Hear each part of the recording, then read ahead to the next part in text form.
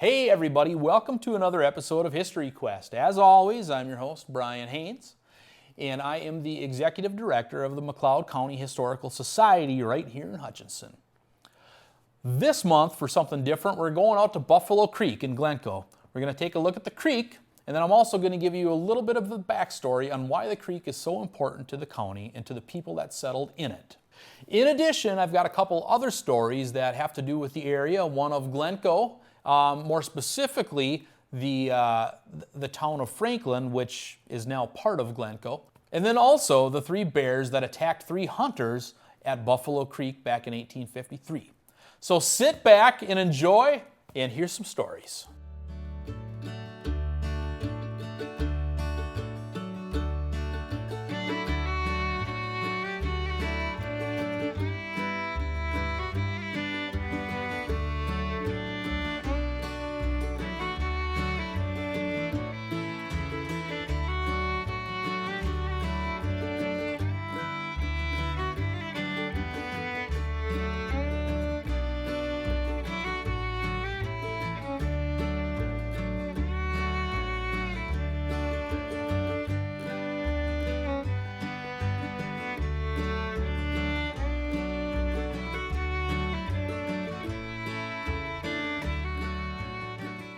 Here we are at Buffalo Creek near Glencoe, Minnesota. We've got the river that runs right through the park. It offers a great sense of what this place was like 150 years ago. And then we have this great open space where it looks like they have some natural prairie grass growing. And we've got some trails that cut through the woods. We're today at Buffalo Creek Park. It used to be called Park Number 1. The park was purchased in 1965 through some grants through the state and federal government. And just a little tidbit, the Park Commission was formed in 1964. So for the first few years, the Park Commission looked at sites all over the county, and they picked this as one of the sites for a park. Unique features about this park: it's along a river called Buffalo Creek. That's how we got the name. This is the only park that is not located on a lake. All the other five out of the 6 parks are located on a lake. So this is considered a day park, which means the gates are open at the morning at sunrise and close at night at sunset. We have a picnic shelter, a swing set, a pit toilet, and then we have approximately about a mile and a quarter of dirt trails. It's located a couple miles southeast of Glencoe, right next to the Glencoe Airport. So with that being said, let's take a little trip back in time and learn what it was like to be near Buffalo Creek in the 1850s.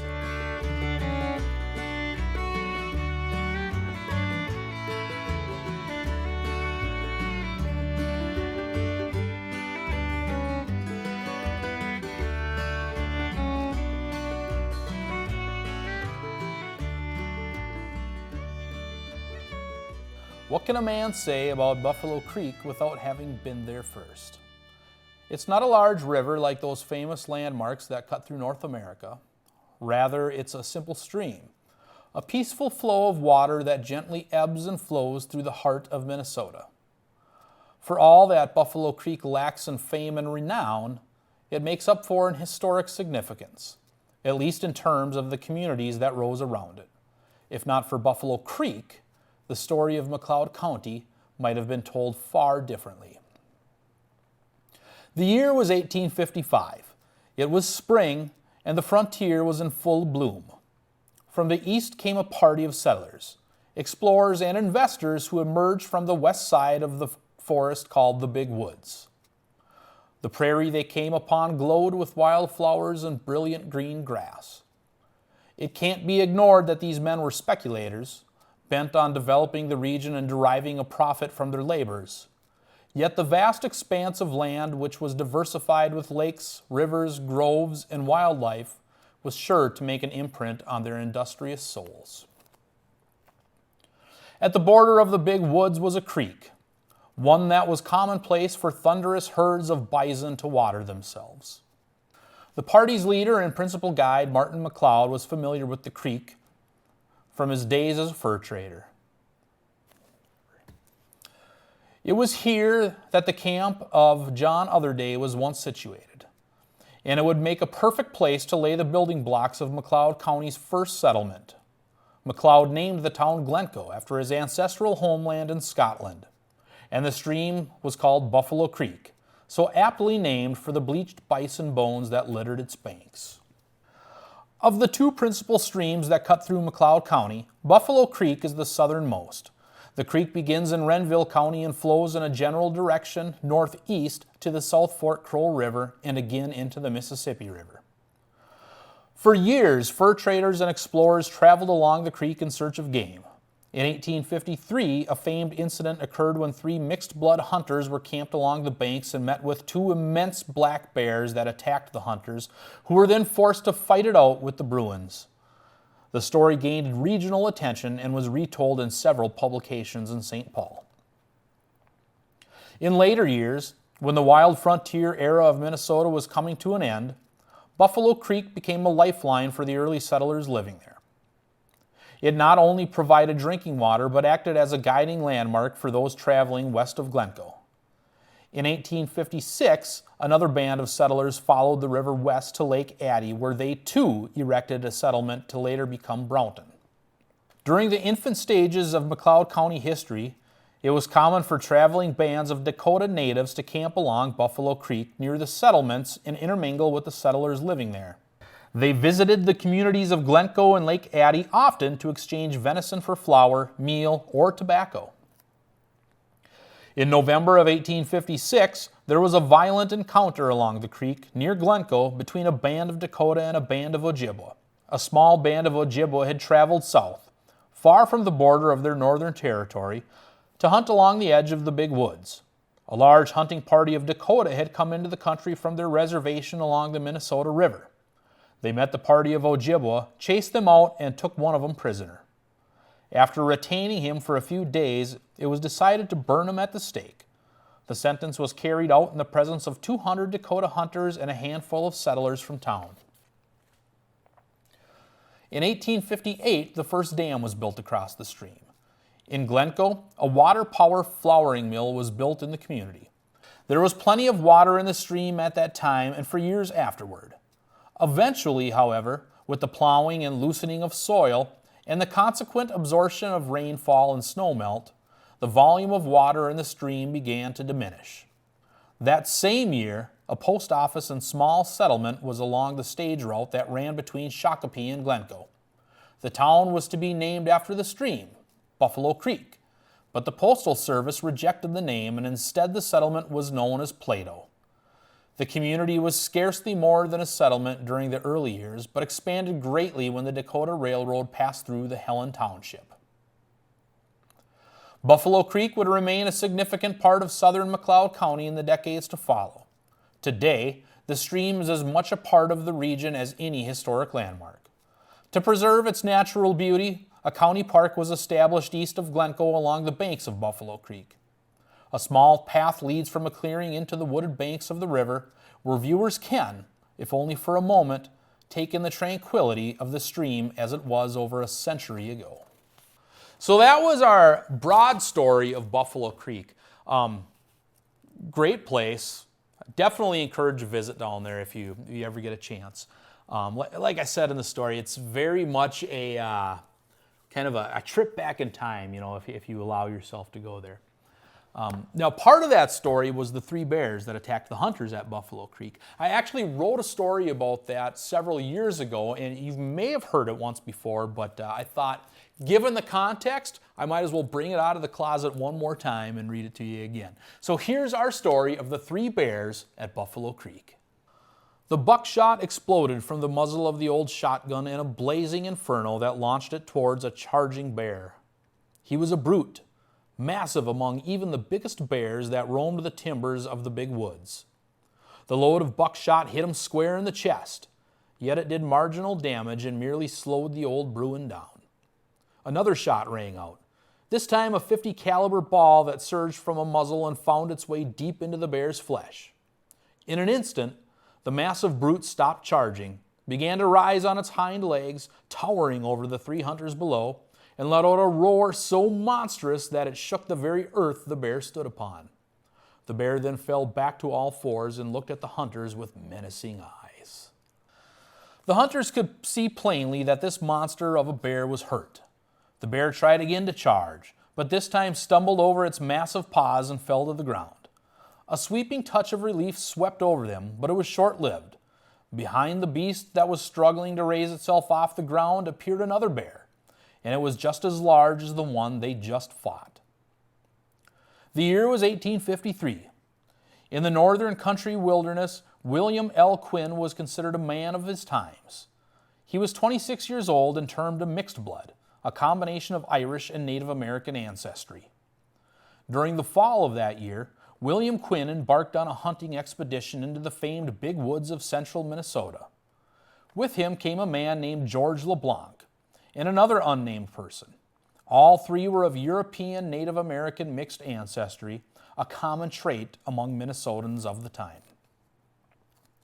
The hunt took the three men into the Big Woods of Minnesota, a stretch of deciduous woodlands that broke up the divide of eastern forest and western prairies.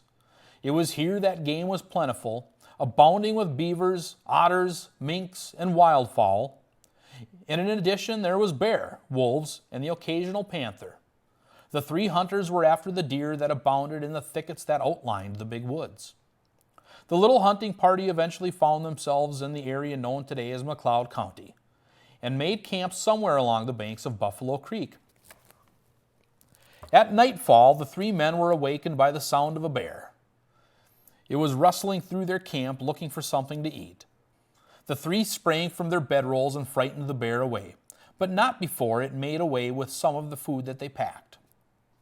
When dawn came, the three hunters went off to track the bear they encountered the night before. Eventually, they came upon him, and the fight ensued. The second bear on the scene that came crashing in tried hard to inflict damage on the three hunters. Undoubtedly, they had to find a way to hold it off while reloading their weapons from the first attack before killing the bear. With the fight over, the men tried to collect themselves from the attack.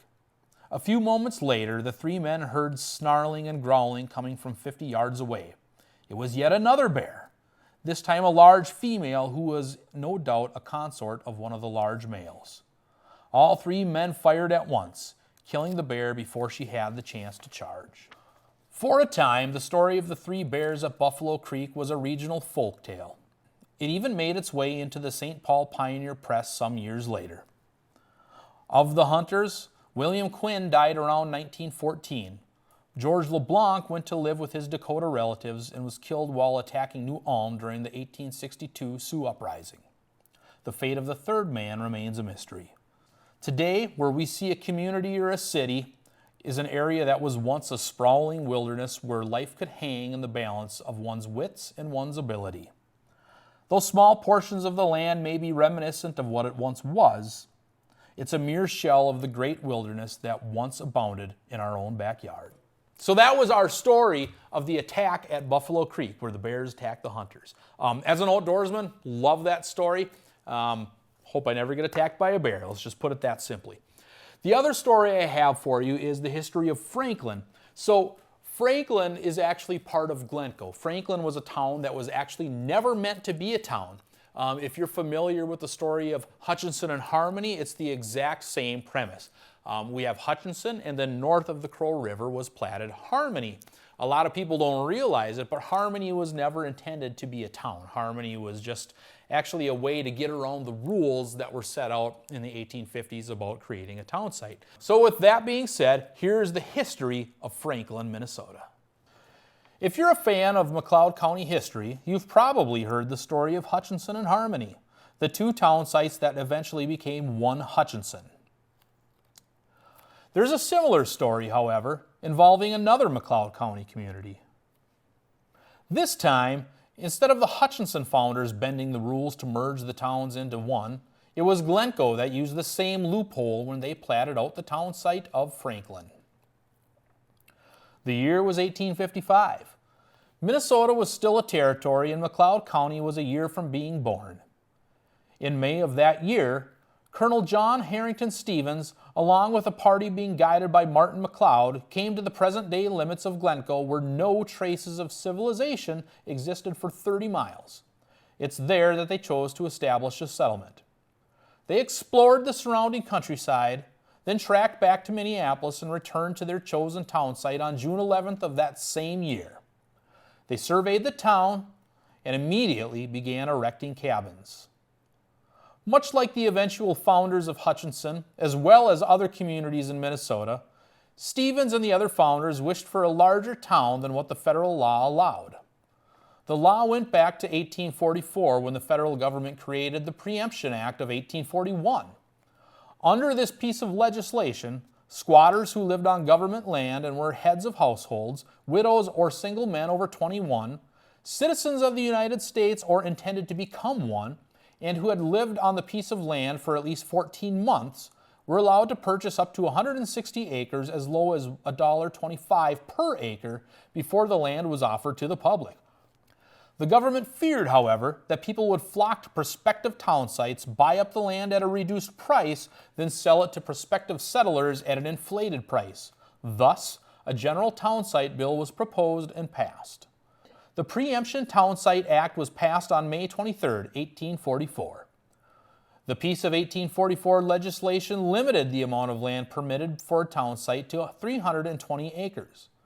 Unfortunately, land speculators and shrewd settlers quickly found a way around the law. The answer was simple: create two town sites adjacent to one another. In 1855, Colonel Stevens and his group of investors created the Glencoe Town Site Company. The company obtained a charter from the territorial legislature to plat a town. The first town they platted was Glencoe, and the second town they platted was Franklin. Each town was platted for exactly 320 acres. The history of Franklin was short-lived. Lawmakers were aware of the method land speculators used to get around the 1844 law and created the Act of July 1st, 1864, which increased the size of a town site to 640 acres. The following year, Congress passed the Supplemental Act of March 3rd. The new law removed the restriction of the size of a town. With passage of the new act, the town site of Franklin was swallowed by Glencoe and simply drifted into history.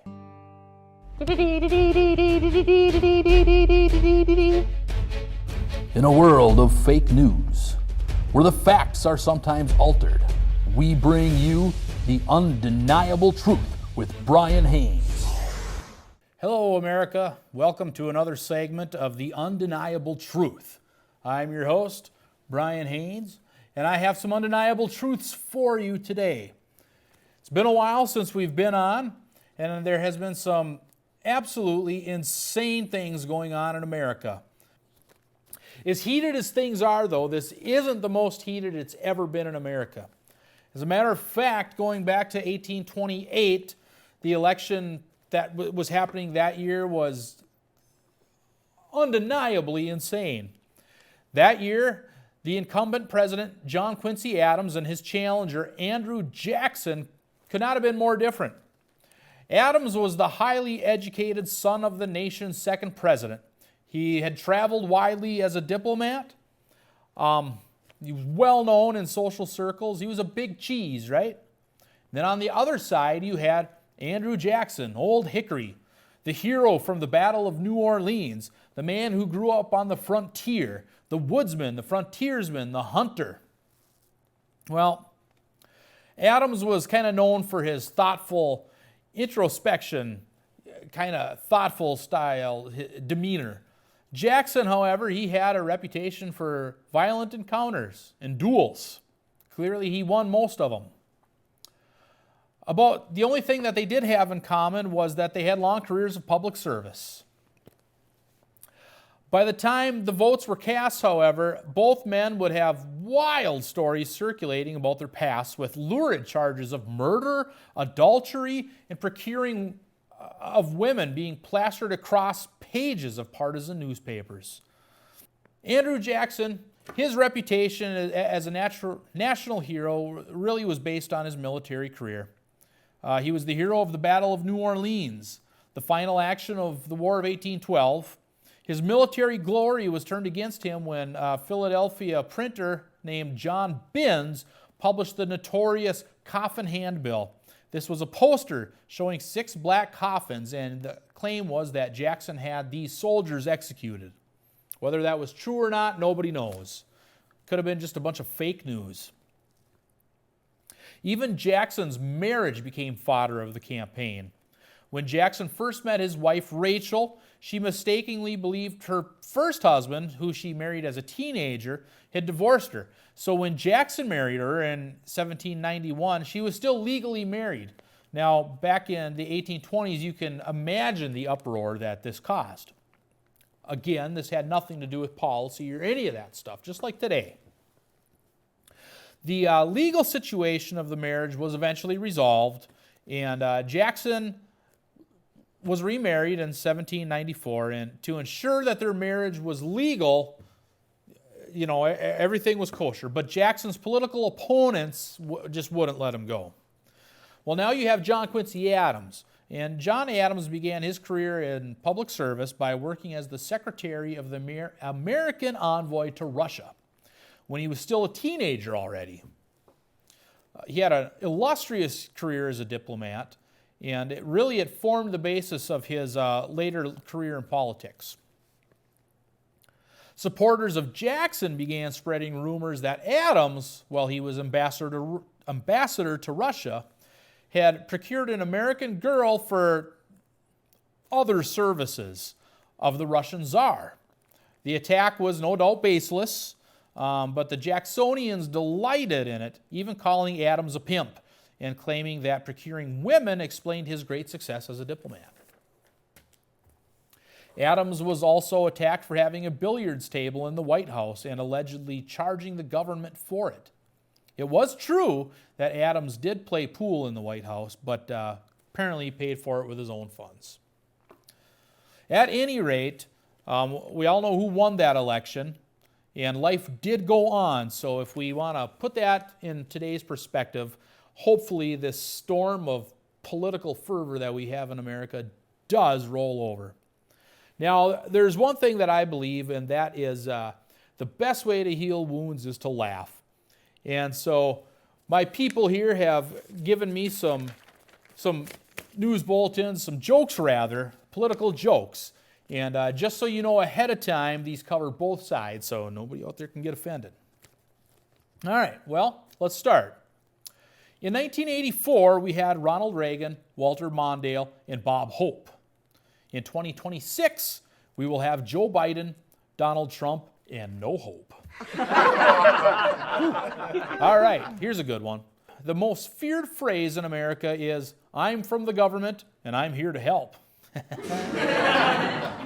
For the next election, I'm going to vote for the NSA because they listen to the voters even after the elections. That's a good one. On my TV, I can see plenty of zombies, cartoon characters, and religious hucksters. I guess the elections are coming up soon. What's the difference between news of the U.S. elections and Nancy Pelosi? News of the elections is getting old. Ooh, here's a good one. How does Donald Trump play darts? He throws the dart and then proceeds to draw the targets around it.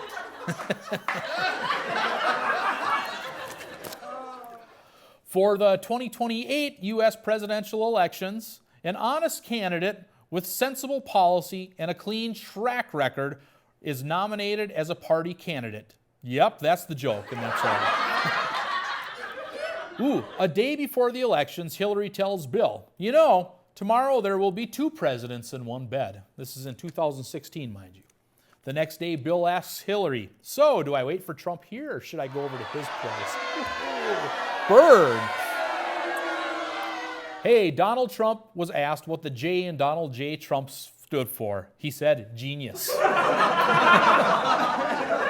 A thief stuck a pistol into a man's ribs and said, "Give me your money." The gentleman, shocked by the sudden attack, said, "You can't do this. I'm a United States congressman." The thief said, "In that case, give me my money." And on that note, that's all the undeniable truths we have for you this week. So stay tuned, and we'll be back soon. Thank you, everybody. So those are our stories for this month. Thank you, everybody, so much for tuning in. And hey, we'll be back again next month with some more exciting McLeod County history.